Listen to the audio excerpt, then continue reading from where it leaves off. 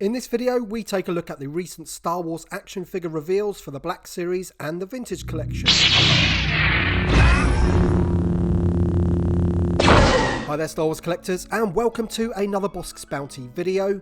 Now, as I mentioned in the intro, we do have some more reveals today, and Hasbro basically partnered with various fan sites across the community such as Fantrax, Jedi News, Flyguy.net, Bantha Skull and Rebel Scum, to name a few.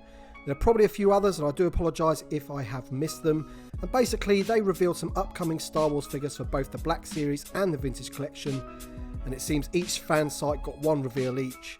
And so here I am to put them all together for you. Now, I guess they chose to reveal stuff in this way due to the state of the world right now and everything that's going on, and the cancellation of various events such as Comic-Con and things like that. So I guess this was quite a good way of getting some reveals out into the community for all of us to lap up today. So anyway, let's take a look at today's reveals, starting off with the Vintage Collection. And if you like this video, don't forget to drop a like and let me know your thoughts in the comment section below. So up first is the rumoured K2SO. I did a video about this the other week, and I've got to say, judging by the pictures of this figure, this one's going to be very, very nice indeed. Much better than I imagined. It looks far, far superior to the 5POA version. It's got loads of cool detail. Paintwork looks great. Now you can see that they've used the green background for him, which is often the case with the black coloured characters. I do find that. So Jedi Luke, Shadow Stormtrooper, the Death Star Gunner, those three spring to mind. Anyway, as you can see by the images, K2SO is most certainly one to look forward to in the coming wave later on in the year. Next up, we have Clone Commander Wolffe. So I did a short video about this guy last week. Basically, Yapface.com reported that the expected airborne trooper was actually Commander Wolffe, and Amazon just basically listed it incorrectly when they listed all of those pre-orders without any pictures, mind, but they did list the names of the figure. They actually got that one incorrect. So it is Commander Wolffe, as we can see. And what is very, very pleasing about this one is that they've gone for a whole new figure. It does look to be like a scaled down version of the Black Series, but I'm very, very happy with that. Glad it's not that repack of the 3.75 inch Black Series. A little bit disappointing that it doesn't have a soft goods skirt, but it still looks a very, very nice figure, and again, one to look forward to in the Vintage Collection. Moving on to the Black Series, and man, do we have a few reveals to go through today. Starting off with two carbonized figures. So first up, we have the man himself, Boba Fett. As you can see here, looking very, very nice indeed. Now, I'm not a massive fan of the carbonized figures. Some fans of this channel will know that I'm not a huge fan of them, but I have to say that I will be definitely picking this one up. He's going to look pretty awesome on display. I'm loving the green box. And everyone loves a Fett, right? And this one is just another one that's going to have to be added to the collection. We did get him in the original Black Series, and of course he was in the archive line.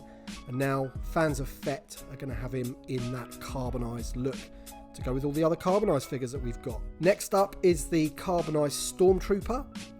So again, this one looks pretty damn awesome, I've got to say, all in chrome. Nice silver look to this guy. And yeah, another one that I probably will have to pick up. As I said, I'm not a massive fan of the carbonized, but these two figures that they've revealed today do look worthy of picking up, in my opinion. Moving on to the standard Black Series figures, and next up we have Teebo. So this one I believe was revealed by Fantrax, and yeah, this is the first ever Ewok, I do believe, to be released in the Black Series, and man, have they done a fine job. Again, one definitely for me to pick up. The details look incredible on this figure. Now, I know some people don't really like the Ewoks. They don't really bother me that much. I actually quite like them, but even if you don't like the Ewoks, you've got to admit they have done an excellent job with this figure. The details look great. Next up, we have a figure that pretty much everyone I know has been calling for the minute we saw the Mandalorian in the TV show upgrade his armor to the full Beskar armor. Now, Hasbro, in my opinion, have done another fine job with this figure. He's going to go very, very nicely with the upcoming Baby Yoda, or Child as he is now known. Now, I can't say that I'm not a little bit disappointed that this figure isn't in the Vintage Collection, but saying that we have only just had the first Mandalorian in his mixed up armor. But, you know, to be honest, I do like this figure in the full Beskar armor. I do like the look.